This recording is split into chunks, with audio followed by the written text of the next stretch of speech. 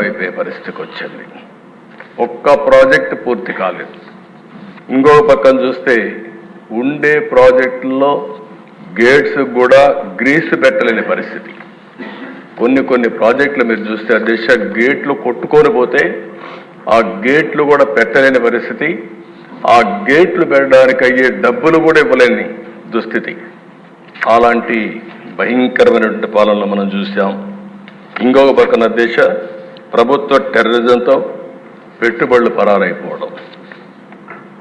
నాకు అమర్ రాజా ఇండస్ట్రీస్ ఒకప్పుడు అధ్యక్ష ఏదైతే అమర్ రాజా పెట్టారో వాళ్ళంతా ఒకటి ఆలోచించారు. చిత్తూరు జిల్లా మేము మా జిల్లాలో ఇండస్ట్రీ పెట్టాలని ఇండస్ట్రీ అతను పెడితే అతన్ని ఎన్ని విధాల ఇబ్బందులు పెట్టాలని ఇబ్బందులు పెట్టి ఇప్పుడు పెట్టుబడులు వేరే రాష్ట్రానికి పోయే పరిస్థితి వచ్చింది. అంటే సొంత రాష్ట్రంలో పుట్టిన పారిశ్రామికవేత్త కూడా పెట్టుబడి పెట్టలేని పరిస్థితి, పెట్టినా కాపాడుకోలేని పరిస్థితి వచ్చిందంటే అది ఆనాటి దుస్థితి.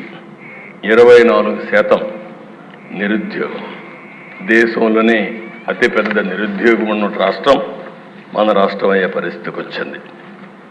5 ఏళ్లలో అధ్యక్ష విపరీతంగా క్రైమ్ రేటు పెరిగింది, దళితుల హత్యలు పెరిగిపోయినాయి, డోర్ డెలివరీ. నిన్నే నాకు ఆశ్చర్యం వేసింది, ప్రజాస్వామ్యాన్ని కాపాడాలని చెప్పి ప్లే కార్డ్ పట్టుకొచ్చారు. ఏం చెప్పాలో అర్థం కాలేదు. ఆ డోర్ డెలివరీ చేసిన వ్యక్తి కూడా ప్లే కార్డ్. ఇంకొక పక్క అధ్యక్ష ఎమ్మెల్యేల దాడులు. అబ్దుల్ సలాం ఆ కుటుంబాన్ని నేను ఇప్పుడు కూడా మర్చిపోలేకపోతున్నా. ఎంత అధ్యక్ష మనిషి చనిపోవాలనుకున్నాడు, బాధలు భరించలేక. చనిపోవాలనుకుంటే వీళ్ళు మాట్లాడే మాటలిన తర్వాత నువ్వు చనిపోవాలనుకున్నా నిన్ను ప్రశాంతంగా చనిపోని నీ భార్య ఉంటుంది, గుర్తుపెట్టుకో, ఏం చేస్తావు చేసి చూపించమంటే నేను చనిపోయిన తర్వాత నా భార్యని ఏం చేస్తారో అని ఆలోచించి భార్య భర్త ఇద్దరు చనిపోవాలని ఆలోచించుకుని ఇద్దరం చనిపోవాలని మాట్లాడుకుని అప్పుడు మళ్ళీ ఆలోచించి మనం ఇద్దరం చనిపోతే ఈ ఇద్దరు పిల్లలు అనాథలైపోతారు, ఏం చేయాలని ఆలోచించినప్పుడు కాదు నలుగురం కూడా చనిపోవాలని నిర్ణయించుకుని నలుగురు వెళ్ళి రైల్వే ట్రాక్ మీద వాళ్ళిద్దరి పిల్లల్ని కట్టేసి ఆ ట్రాక్ కింద పడి బలవంతం మరణం చేసుకున్నారంటే అధ్యక్ష సాధ్యమే. ఎంత నిస్సహాయ స్థితి. ఈ విషయం మనం గుర్తుపెట్టుకోవాల్సిన అవసరం అది జరిగితే పరామర్శించినటువంటి ఆనాటి ముఖ్యమంత్రి నిన్న అదే పార్టీకి ఒకప్పుడు చెందిన 2 వ్యక్తులు ఈరోజు ఒక అతను వ్యక్తిగత కారణాల వల్ల చంపితే దాన్ని రాజకీయం చేస్తూ ఢిల్లీకి పోయి ఈరోజు ఈ సభకు రాకుండా, సభకు వచ్చే ధైర్యం కూడా లేదు.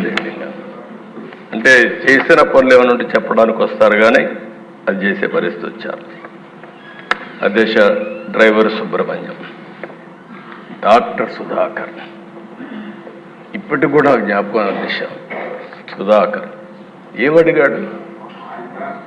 ఒక మాస్క్. మీ హాస్పిటల్ అధ్యక్ష నర్సీపట్నంలో పనిచేశాడు, one of the best doctor.